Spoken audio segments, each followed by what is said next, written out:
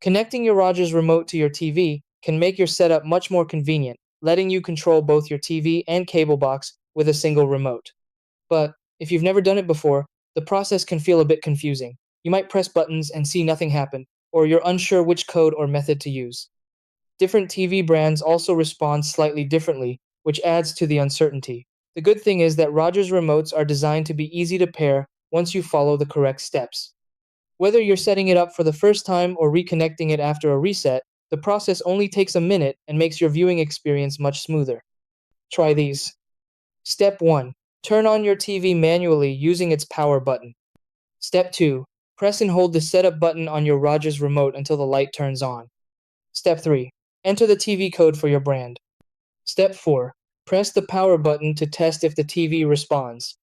Step 5. If it doesn't work, repeat with another code or continue auto search. Step 6. Once it works, press OK or select to save the pairing.